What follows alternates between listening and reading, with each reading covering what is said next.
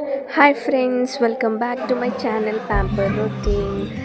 ఈ వ్లాగ్లో వచ్చేసి దొండకాయ వేపుడు ఎట్లా చేయాలన్నది నేను చూపిస్తున్నాను. చాలా బాగుంటుందండి ఈ వేపుడు. అయితే మా ఇంట్లో వాళ్ళందరూ కూడా ఫ్యాన్స్ ఈ వేపుడికి. యాక్చువల్లీ చాలా బాగుంటుంది టేస్ట్. అయితే దొండకాయ కర్రీ ఇష్టం లేని వాళ్ళు కూడా చాలా ఇష్టంగా తింటారు. సో ఎలా చేయాలో, ఎట్లా ప్రాసెస్ అనేది ముందుగా కడాయిలో ఆయిల్ అయితే వేడి చేసుకుంటున్నాను. ఆయిల్ కొంచెం బాగా హీట్ అయినాక దొండకాయలు వేసుకుని ఫ్రై చేసుకోవాలి. దొండకాయలు ఈ విధంగా చిన్న చిన్న ముక్కల కింద కట్ చేసుకోవాలి. కట్ చేసి ఉంచుకోవాలి. అలాగే ఉల్లిపాయలు, పచ్చిమిరపకాయలు కూడా చిన్న చిన్నగా ఎంత వీలైతే అంత చిన్నగా కట్ చేసుకుని ఉంచుకోవాలి. ఆయిల్ అయితే వేడెక్కిపోయింది. ఇప్పుడు నేనైతే కట్ చేసుకున్న దొండకాయలు ఫ్రై చేసుకుంటున్నాను.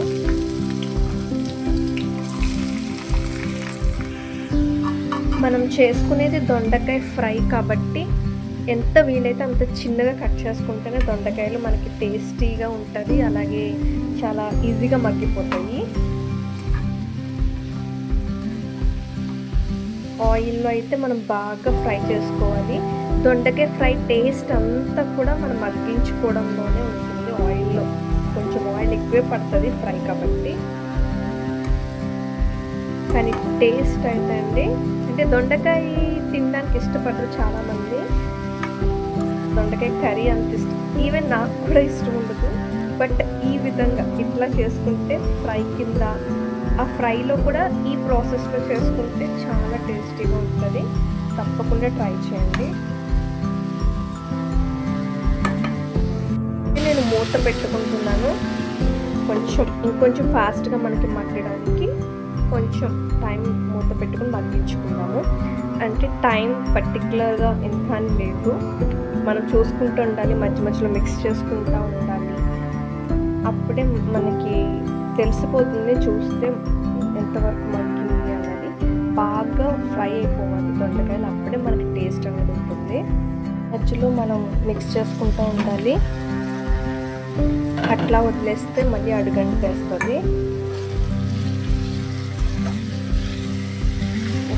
ఒక 20% అయితే నాకు బాయిల్ అయ్యింది దొండకాయ. ఇంకా బాగా మగ్గాలి, ఆయిల్లో ఫ్రై అవ్వాలి బాగా.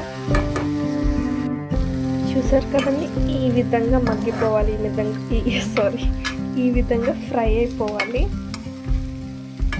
సో ఇప్పుడు ఇది ఒక బౌల్లోకి ట్రాన్స్ఫర్ చేసుకోవాలి.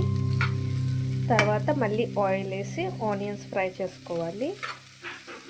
ఇదైతే ఒక ప్లేట్లోకి తీసేసుకుంటున్నాను. ఇప్పుడు కొంచెం ఒక 2 టేబుల్ స్పూన్ ఆయిల్ అయితే నేను వేసుకున్నాను.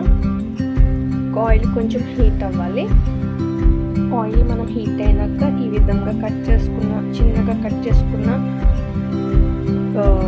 ఉల్లిపాయలు, పచ్చిమిరపకాయలు మనం ఆనియన్స్లో వేసుకోవాలి. ప్యాన్లో వేసుకోవాలి.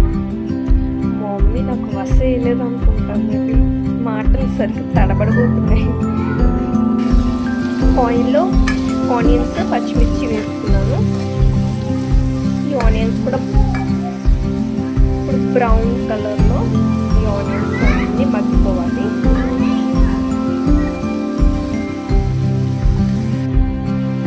మళ్ళీ లిడ్ పెట్టేసుకుంటే మనకి ఆనియన్స్ కూడా చాలా ఫాస్ట్గా మగ్గిపోతాయి. చూసారు కదా ఏ విధంగా ఫామ్ అయిందో.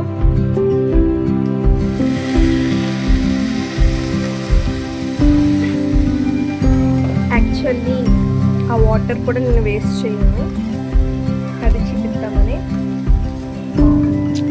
లోపలే ఫామ్ అయింది కాబట్టి అది అంత బయట వాటర్ బయట పాడేవలసిన అవసరం లేదు. ఇందులో వేసేయచ్చు, ఏం కాదు. ఆనియన్స్ అయితే చూసారు కదా మంచిగా ఫ్రై అయిపోయింది బ్రౌన్గా. ఇప్పుడు ఈ టైంలో మనం ఇందాక ఫ్రై చేసుకుని పక్కన పెట్టుకున్న దొండకాయలు ఉన్నాయి కదా, ఇదైతే వేసేసుకుంటాము. మొత్తం ఒకసారి మిక్స్ చేసుకుంటాము.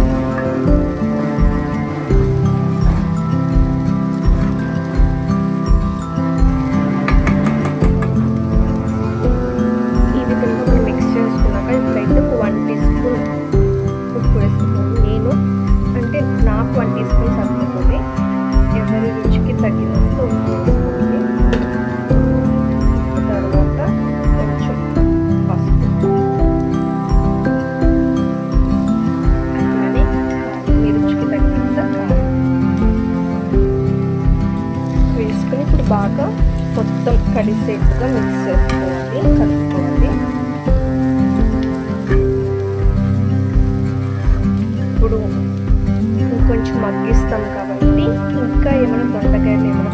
అట్లాగా ఉంటే మనకి అది కూడా ఫ్రై అయిపోతుంది, కంప్లీట్గా ఫ్రై అయిపోతుంది. ఆనియన్స్తో సహా మొత్తం అంతా కూడా చక్కగా ఫ్రై అయిపోతుంది. స్పైసెస్ కూడా వేసేసాను కాబట్టి యాక్చువల్లీ పెద్దగా ఏం స్పైసెస్ ఏం అవసరం లేదండి. జస్ట్ నేను ఉప్పు, కారం అండ్ పసుపు అంతే, ఇంకేం వేయలేదు. లాస్ట్లో కొంచెం ధనియాల పొడి అట్లానే కొంచెం గరం మసాలా పొడి వేస్తాను లాస్ట్లో. ఇప్పుడైతే ఉప్పు, కారం, పసుపు వేసుకుని మంచిగా కర్రీకి పట్టించాలి. వాటితో ఫ్రై అవ్వాలి, కాసేపు మగ్గాలి బాగా. చాలా సింపుల్ అండి, చాలా సింపుల్ అండ్ చాలా టేస్టీగా ఉంటుంది. చాలా ఫాస్ట్గా కూడా, ఫాస్ట్గా అంటే కొంచెం టైం పడుతుంది ఫ్రై కాబట్టి, అంటే దొండకాయలు మగ్గాలి కాబట్టి కొంచెం టైం అయితే పడుతుంది.